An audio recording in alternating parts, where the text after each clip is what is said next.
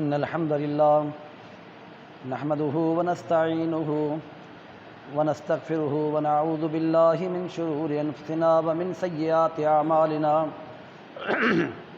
من يهده الله فلا مضل له ومن يضلله فلا هادي له وأشهد أن لا إله إلا الله وحده لا شريك له وأشهد أن محمدًا عبده ورسوله يا أيها الذين آمنوا اتقوا الله حق تقاته ولا تموتن إلا وأنتم مسلمون يا أيها الناس اتقوا ربكم الذي خلقكم من نفس واحدة وخلق منها زوجها وبث منهما رجالا كثيرا ونساء واتقوا الله الذي تساءلون به والأرحام إن الله كان عليكم رقيبا يا أيها الذين آمنوا اتقوا الله وقولوا قولا سديدا يصلح لكم أعمالكم ويغفر لكم ذنوبكم ومن يطع الله ورسوله فقد فاز فوزا عظيما أما بعد فإن خير الحديث كتاب الله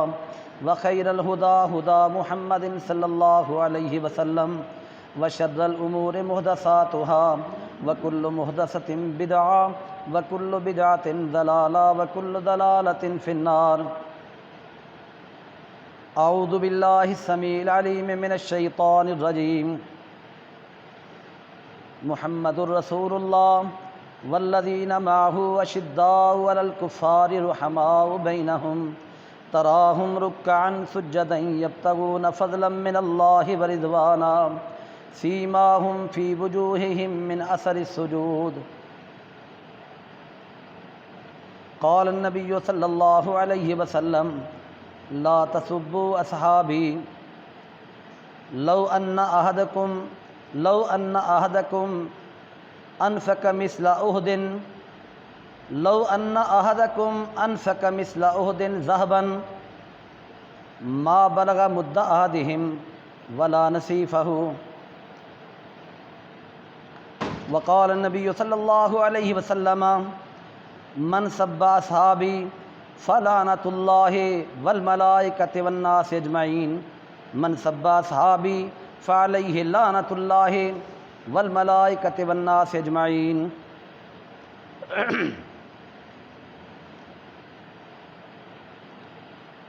اللہ رب العزت نے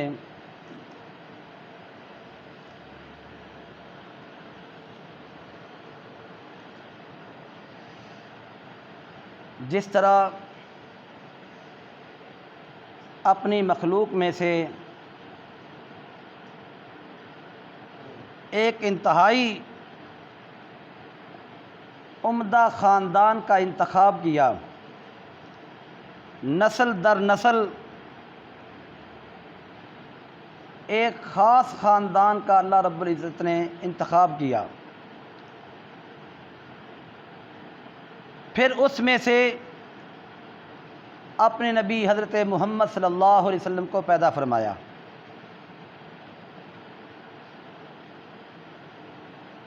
اور پھر جس طرح اللہ رب العزت نے اپنے نبی کا انتخاب کیا، اسی طرح اللہ رب العزت نے رسول اللہ صلی اللہ علیہ وسلم کے صحابہ کا بھی انتخاب کیا، جو آپ کو ساتھی، آپ کو رفیق ملے، جن لوگوں نے آپ کا ساتھ دیا، ہجرتیں کی آپ کے ساتھ، جہاد کیا، خلوت میں جلوت میں آپ کا ساتھ دیا، مشکل میں تنگی میں آسانی میں آپ کا ساتھ دیا، وہ لوگ بھی اللہ کا انتخاب تھے، جن کو ہم صحابہ کرام رضوان اللہ علیہم اجمعین کہا کرتے ہیں۔ صحابی ہونا یہ اللہ رب العزت کی ایک خاص عطا ہے، یہ بندے کے بس کی بات نہیں ہے۔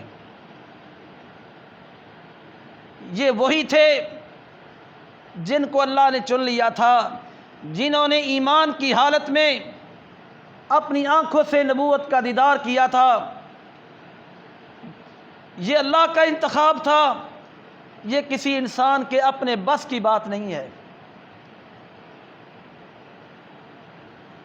وہ تھے صحابہ کرام رضوان اللہ علیہم اجمعین۔ محرم الحرام یہ مہینہ اپنے اختتام کو جا رہا ہے۔ یہ وہ مہینہ ہے جس کے بارے میں اللہ رب العزت نے فرمایا کہ ان عدت الشہور عند اللہ 12 شہرا فی کتاب اللہ یوم خلق السماوات والارض منها 4 حرم ذلک الدین القیم۔ جب اللہ نے زمین بنائی، آسمان بنایا، اللہ نے مہینوں کی تعداد 12 رکھی۔ کب سے؟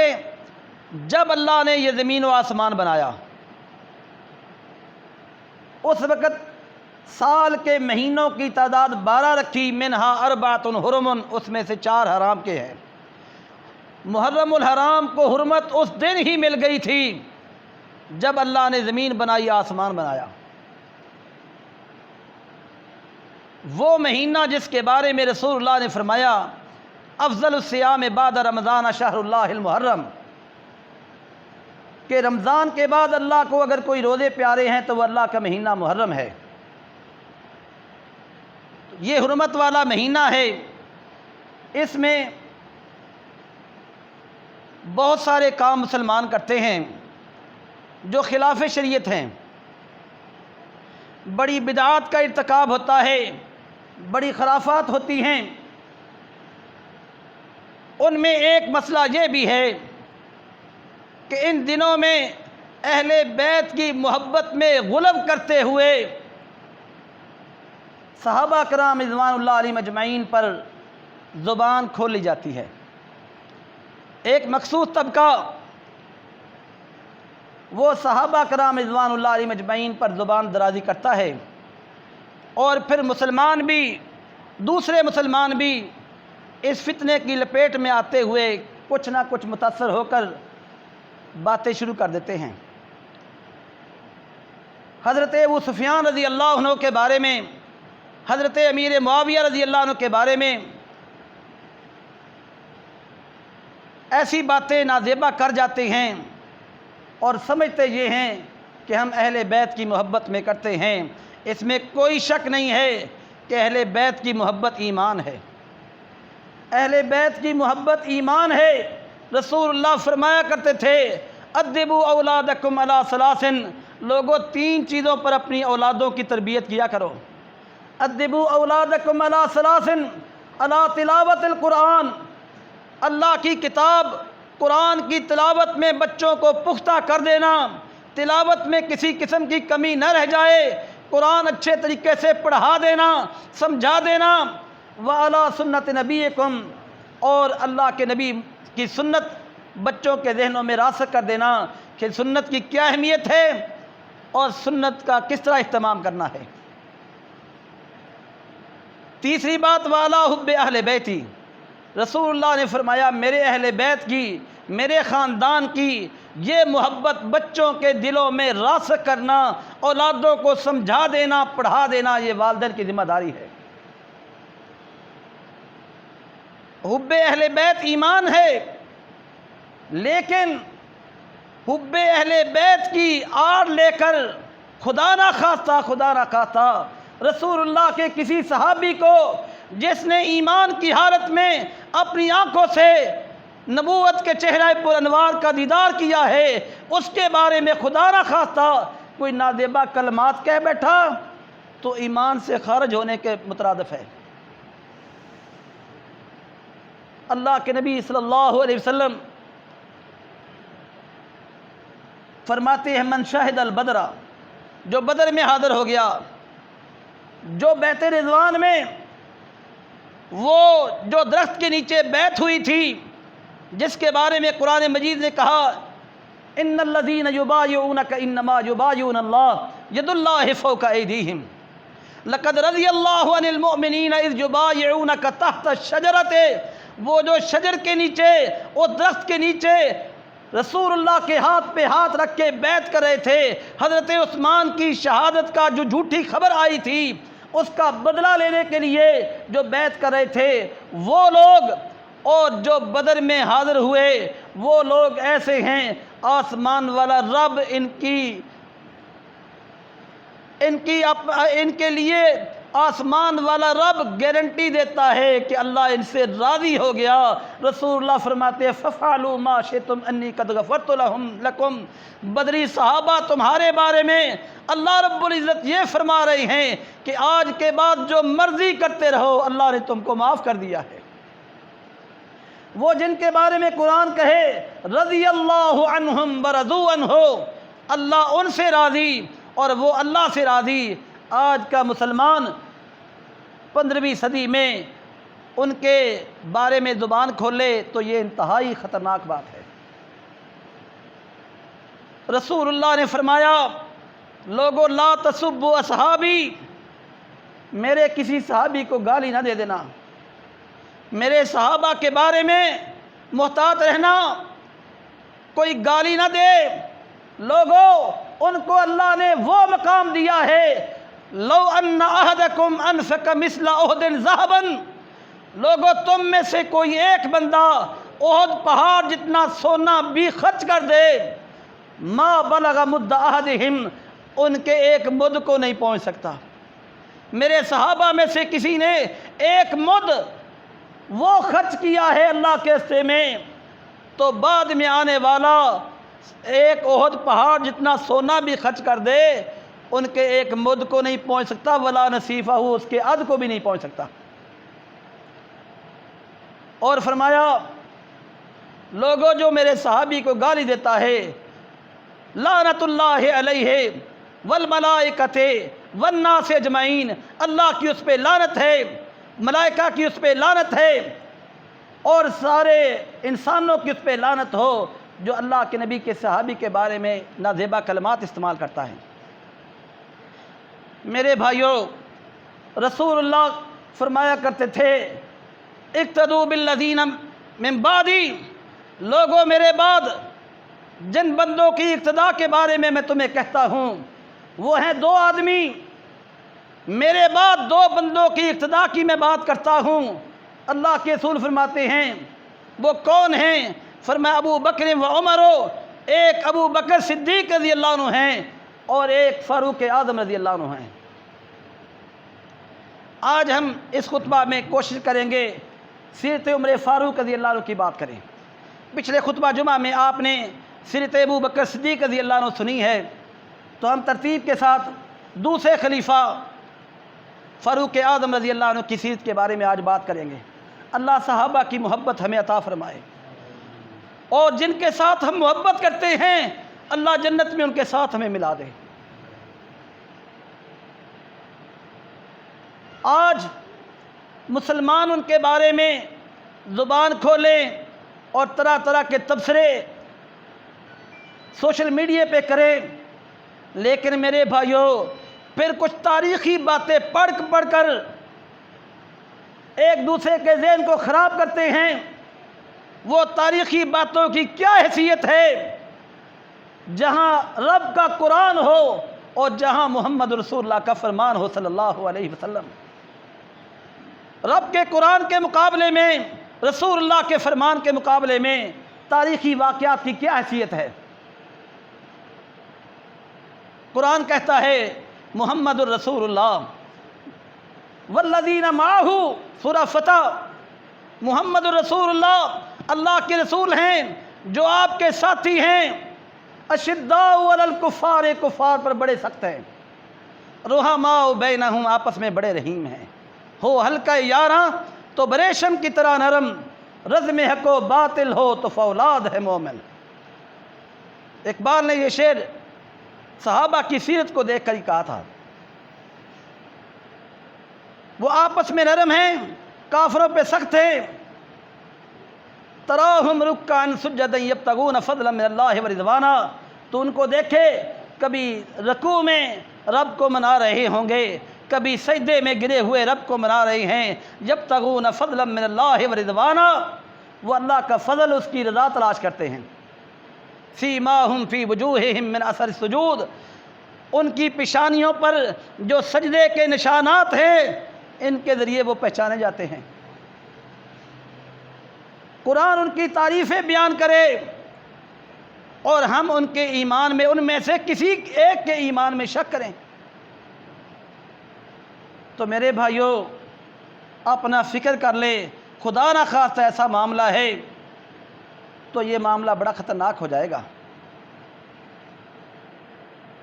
میں نے ایک محفل میں ایک بڑے اچھے بھلے آدمی کو دیکھا، حضرت ابو سفیان رضی اللہ عنہ کا نام آیا، اس نے رضی اللہ عنہ نہ کہا۔ میں نے کہا آپ نے کیوں نہیں کہا؟ کہتا مجھے تکلیف ہوتی ہے، ان کا نام جب آتا ہے یہ وہ خاندان ہے جس نے رسول اللہ کے خاندان کے ساتھ اچھا سلوک نہیں کیا۔ میں نے کہا آپ کو کس نے کہا ہے؟ وہی تاریخی باتیں، وہی قصے من گھڑت،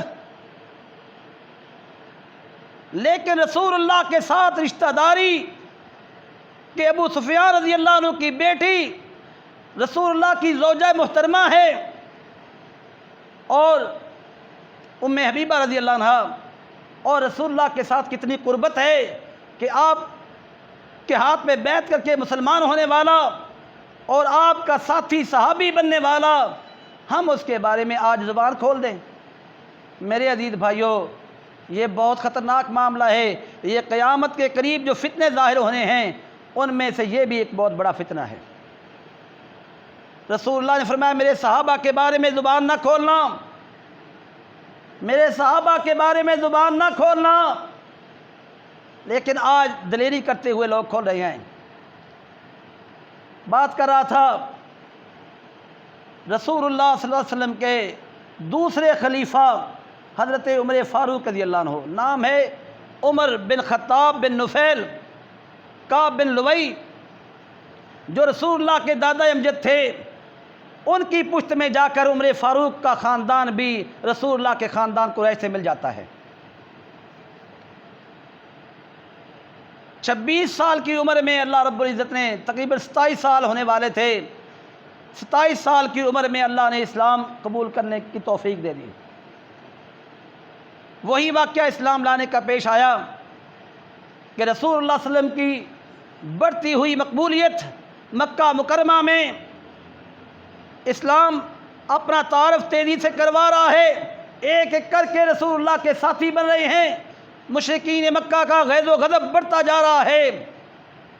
یہ حالات کو دیکھ کر عمر کہتے میں نے بھی یہ فیصلہ کیا کہ اس نعت کے وہی، اس صاحب قرآن کو جا کے میں قتل ہی کر دوں، نعوذ باللہ شہید کر دوں۔ مجھے رستے میں کسی نے بتلایا کہ جس نعت کے وہی صاحب قرآن کو قتل کرنے چلا ہے وہی قرآن تو تیرے گھر میں پڑھا جاتا ہے۔ عمر کہتے میں گھر آیا، دروازہ کھٹکھٹایا، اندر سے آوازیں آ رہی تھی، کچھ پڑھا جا رہا تھا اندر، دروازے پہ کان لگایا، میں نے محسوس کیا کہ اندر قرآن مجید پڑھا جا رہا ہے۔ دروازہ کھول دیا گیا، دیکھا کہ بہن قرآن پڑھ رہی ہے۔ خباب بن ارت رضی اللہ عنہ جو عمر کی بہن کو اور بہنوئی کو قرآن پڑھا رہے تھے وہ چھپ گئے۔ عمر نے پوچھا کیا کر رہے ہو؟ کہا بھائی قرآن پڑھ رہے ہیں۔ عمر کہتا ہے کیوں پڑھ رہے ہو؟ بہن کہتی ہے بھائی چھپاؤں تو نہیں چھپا سکتی، ہم اللہ کی کتاب قرآن پڑھ رہے ہیں۔ عمر نے بہن کو بھی مارا، یہ واقعہ سنے ہوئے ہیں، بہنوئی کو بھی مارا۔ مارتے مارتے عمر سوچ میں پڑ گیا کہ آخر بات کیا ہے، کہ یہ وہی بہن ہے جو میرے سامنے آنکھیں جھکا کے کھڑی ہوتی تھی، جو میرے سامنے اونچی آواز سے بولتی نہیں تھی، آج کس بات نے اس کو دلیر کر دیا؟ کہتی ہے بھیا جو کرنا ہے کر لو، ہم تو اللہ کی کتاب قرآن پڑھ رہے تھے۔ عمر سوچ میں پڑ گیا آخر کوئی بات ہے، کہتا ہے بہن وہ مجھے پڑھاؤ ذرا۔ باسیط نگاروں لکھا ہے کہ عمر نے کہا مجھے سنا دو، بعد نے لکھا کہ مجھے پڑھا دو۔ خیر بہن نے پڑھایا یا سنایا تو کوئی لمبی چوڑی تلاوت نہیں تھی، کوئی پارہ نہیں تھا، کوئی رکوع یا سورت نہیں تھی۔ بہن نے چند آیات پڑھی، طٰہٰ مَا أَنزَلْنَا عَلَيْكَ الْقُرْآنَ لِتَشْقَىٰ إِلَّا تَذْكِرَةً لِّمَن يَخْشَىٰ تَنزِيلًا مِّمَّنْ خَلَقَ الْأَرْضَ وَالسَّمَاوَاتِ الْعُلَىٰ الرَّحْمَٰنُ عَلَى الْعَرْشِ اسْتَوَىٰ۔ اتنی آیات پڑھی ہیں، عمر کی آنکھوں سے زاروں قطار آنسو جاری ہو گئے، رو رو کے داڑھی آنسو سے بھیگ گئی۔ کہتا ہے بہن بس کرو، پہلے سنا نہیں تھا آج سن لیا ہے، عمر کے دل کی دنیا بدل چکی ہے۔ کہا جس کو قتل کرنے چلا تھا اب اسی کے پاس مجھے لے جاؤ اسی صاحب قرآن کے پاس لے جاؤ، میں باقی عمر اس کی غلامی میں گزارنا چاہتا ہوں۔ دار ارقم میں رسول اللہ صلی اللہ علیہ وسلم اپنے صحابہ کے ساتھ موجود تھے۔ ابھی 4 دن قبل حضرت امیر حمزہ رضی اللہ عنہ مسلمان ہوئے تھے۔ صحابہ کو بڑی خوشی تھی، رسول اللہ کو یہ بڑی خوشی تھی۔ تو اتنے میں رسول اللہ دعا کر رہے تھے۔ آپ نے جو پہلے دعا کی تھی وہ 2 بندوں کے بارے میں تھی، اللہم اعز الاسلام بحب الرجلین الیک، یا اللہ 2 بندوں میں سے جو تمہیں زیادہ پیارا ہے، یا اللہ ایک ہے خطاب کا بیٹا عمر بعمر بن خطاب، ایک عمر بن خطاب ہے، ایک ابی جہل بن ہشام، ابی جہل بن ہشام، یا اللہ یا یہ ابو جہل بن ہشام جو ہے یا خطاب کا بیٹا جو عمر ہے، ان دونوں میں سے اللہ جو تجھے پیارا ہے اس کو تو اسلام قبول کرنے کی توفیق دے دے۔ یا اللہ ان 2 بندوں میں سے جو تجھے پیارا لگتا ہے، یا اللہ اس بندے کو توفیق دے دے کہ وہ بندہ مسلمان ہو جائے، اس کے ذریعے اسلام کو عزت مل جائے۔ نبوت کا 6واں سال ہے۔ نبوت کے 6ٹھے سال میں رسول اللہ کی یہ دعائیں بھی ہیں۔ پھر آپ نے یہ دعا کی، پہلی تو یہ دعا تھی دونوں میں سے ایک دے دے، پھر ایک دن اللہ کے رسول نے یوں دعا کی، اللہم اعز الاسلام بعمر بن الخطاب، یا اللہ خطاب کے بیٹے عمر کے ذریعے خاصتاً یا اللہ اسلام کی خصوصی مدد فرما۔ اللہم اعز الاسلام بعمر بن الخطاب خاصتاً، یا اللہ عمر جو خطاب کا بیٹا ہے اس کے ذریعے اسلام کی خصوصی مدد فرما۔ ادھر رسول اللہ کی دعائیں چل رہی تھی، ادھر اللہ رب العزت یہ اسباب بنا رہا ہے کہ عمر کو بہن لے کے آ رہی ہے رسول اللہ کی عدالت میں۔ دار ارقم میں رسول اللہ موجود ہے، صحابہ بھی وہاں موجود ہیں۔ دیکھا کہ خطاب کا بیٹا عمر آ رہا ہے، صحابہ نے کہا لگتا ہے خیر نہیں ہے، عمر اس طرح کا آدمی نہیں ہے جس سے آدمی بالکل خوفزدہ ہو۔ امیر حمزہ رضی اللہ عنہ اپنی تلوار کو تیار کرتے ہیں، کہتے اچھا عمر اگر صحیح ارادے سے آیا ہے تو ٹھیک، ورنہ یہ تلوار فیصلہ کر دے گی۔ اور جب قریب آئے امیر حمزہ رضی اللہ عنہ نے عمر کو بازو سے پکڑ لیا، دوسرے بازو سے کسی اور نے پکڑ لیا، رسول اللہ کے سامنے پیش کر دیا۔ اللہ کے رسول نے فرمایا عمر جو تم ارادہ رکھتے ہو اس سے پہلے کہ اللہ کا تم پر کوئی غضب آ جائے کہ تم کیا ارادہ لے کے پھرتے ہو، اللہ کی پکڑ تم پر نہ آ جائے، اپنے ارادے کو بدل لو۔ عمر کہتے ہیں یا رسول اللہ بدل کے آیا ہوں، میں آپ کو اور آپ کے اللہ رب العزت جو رب ہے آپ کا، میں اس پر ایمان لاتا ہوں، اللہ بھی وحدہ لا شریک ہے اور آپ اللہ کے سچے رسول ہیں۔ یہ کہنا ہی تھا کہ صحابہ کرام نے نعرہ تکبیر بلند کر دیا، مسلمانوں میں خوشی کے لہر دوڑ گئی۔ اور حضرت عبداللہ بن مسعود رضی اللہ عنہ تو یوں کہا کرتے تھے ما زلنا عزتاً منذ اسلم عمر، جب سے حضرت عمر رضی اللہ عنہ مسلمان ہوئے ہیں ہم اپنے آپ کو طاقتور محسوس کرتے ہیں۔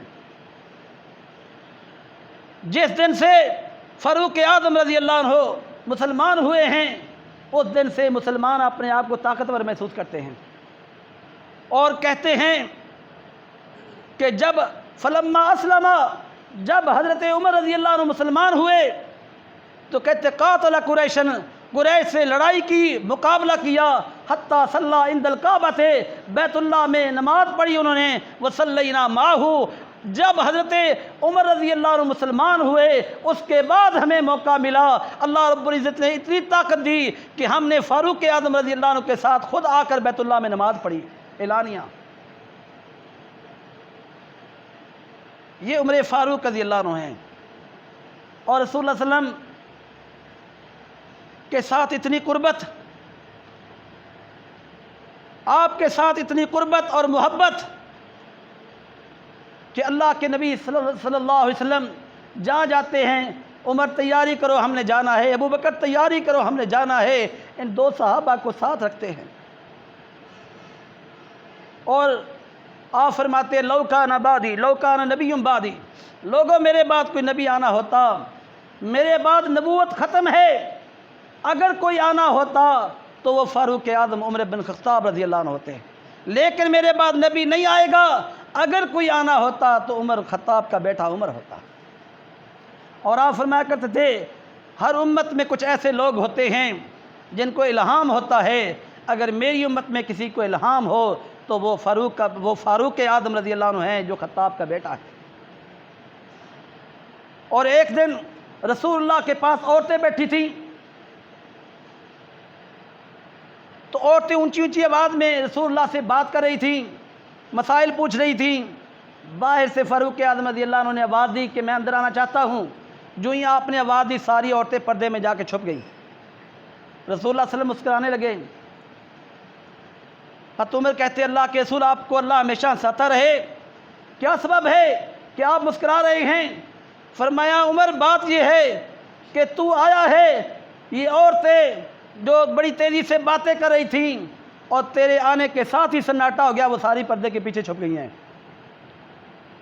اور آپ فرماتے عمر جس راستے پہ تو چلتا ہے ما لقیک الشیطان سالکن فجن قطو، جس راستے پہ عمر تو چلتا ہے اس راستے پہ شیطان راستہ بدل لیتا ہے۔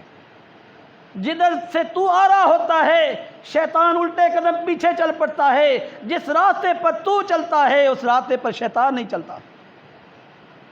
یہ اللہ رب العزت نے آپ کو مقام دیا ہے، یہ اللہ رب العزت نے آپ کو مقام دیا ہے۔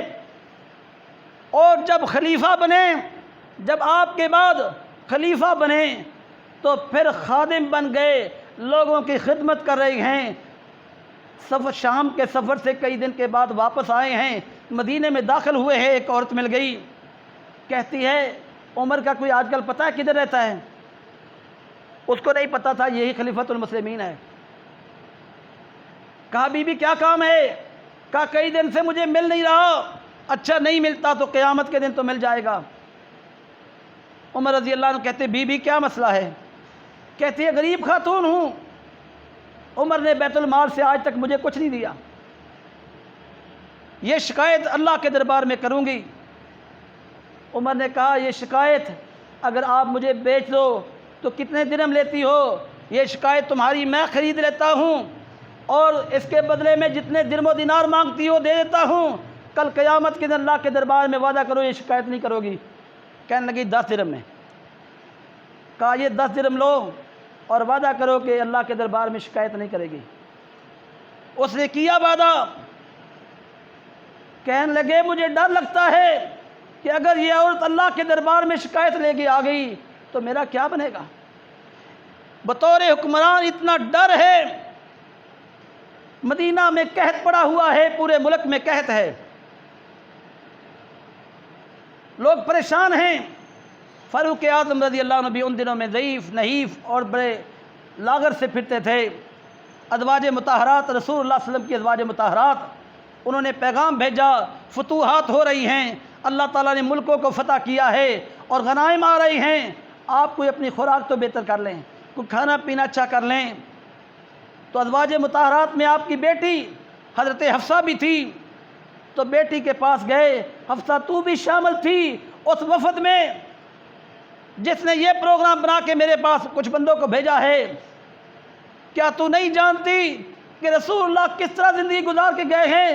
تجھے یاد نہیں تو نے رسول اللہ کے بستر کو، وہ ٹاٹ جس پر رسول اللہ رات آرام کیا کرتے تھے، تو نے ایک دفعہ دورہ کر دیا تھا۔ رسول اللہ نے صبح فرمایا کہ آج کیا میرے بستر کو حفصہ کیا ہے کہ آج وہ اتنا نرم ہو گیا ہے، مجھے صبح اٹھتے ہوئے تہجد کے وقت مشکل پڑ گئی ہے، حفصہ میرے بستر کو ویسے ہی کر دو۔ حضرت حفصہ نے کہا تھا یا رسول اللہ آپ کے لیے نرم کیا تھا، فرمایا نہیں جس طرح پہلے تھا وہ سادہ وہی کر دو، میں نرم بستروں کو پسند نہیں کرتا۔ حفصہ تجھے یاد نہیں ہے تو نے چمڑے کے ایک میز پر تو نے کھانا رکھ دیا تھا اور رسول اللہ کو فرمایا تھا کہ یہاں آ کے کھاؤ، تو آپ نے کھانا اٹھایا نیچے زمین پر بیٹھ گئے، فرمایا مجھے اچھا نہیں لگتا کہ میں اس طرح کے ٹیبل پہ بیٹھ کے کھانا کھاؤں، میں اللہ کا غلام ہوں، اللہ کا بندہ ہوں، میں نیچے بیٹھوں گا۔